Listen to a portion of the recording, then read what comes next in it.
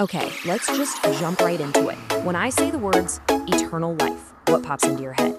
For most of us, it's about time, right? Living forever, never dying. But what if that's just scratching the surface? What if the real meaning is less about how long you live and more about the kind of life you're living? Today, we're going to unpack a really powerful idea called the God life. So let's just ask it straight up. Is that all there is to it? Just an endless timeline? Well, the source material we're looking at today says pretty clearly, no. It suggests there's a much deeper, way more profound meaning that maybe we've been missing out on. And the key to unlocking this whole thing, it starts right here, in this verse. Pay close attention to the wording, God hath given eternal life. That's past tense. It's already done. And it says that life is in his Son. So you see, it's not a future promise of more time. It's a present possession, a totally different kind of life that you can have right now. So, okay, if it's not just about living forever and ever, then what is it? This brings us to the absolute core of what our source is trying to explain. Now, get this definition. Eternal life is the God life. It's the organic and existential attributes of deity. Whoa, I know, that's a mouthful, right? But just think of it like this. It's not about getting a life that just lasts as long as God's. It's about receiving the actual type of life God himself possesses. We're talking about a fundamental shift in quality, in essence, not just in the quantity of your years. The source makes a really sharp point here. It argues that the whole purpose wasn't to hand down a new set of rules or rituals, the stuff we usually lump together as religion. No, the goal was something way more direct, way more life-changing than that. And this verse just nails it, doesn't it? His own stated mission was to give life, and not just any old life, but an abundant one. The source links this word abundant directly back to the idea of getting that specific God life we just talked about. So when you receive this life, it isn't just a small upgrade. The source claims it's a total transformation. It even uses the term taxonomically different. Now, taxonomy is the scientific classification of life, like species, genus, family. So the argument here is that this isn't just a slight improvement. It's like being moved into an entirely new biological category of being. This chart breaks it down so well. Look at the left, the natural person. They can perish. They're subject to death. It's just how natural life works. But then look at the right, the one with the God life.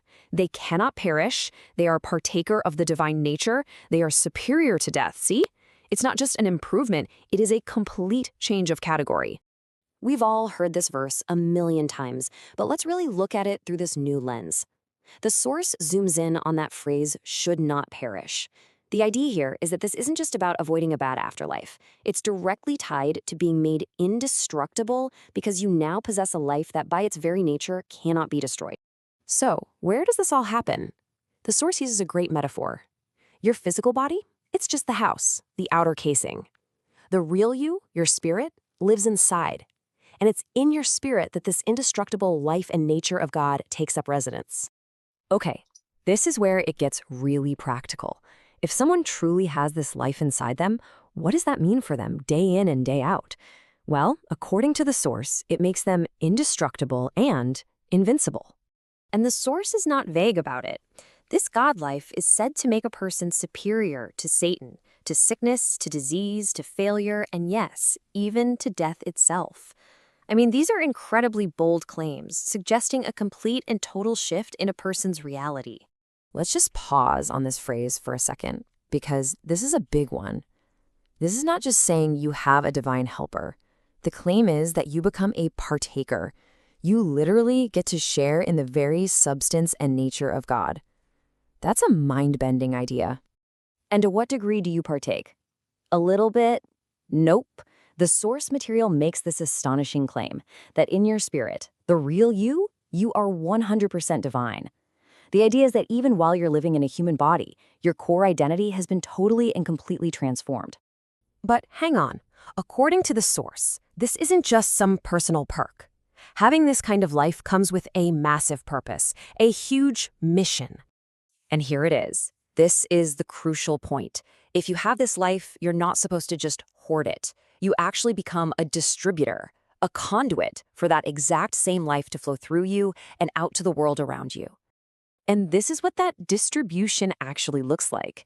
It means you actively bring healing and peace. You lay hands on the sick. You speak words that actually transmit life.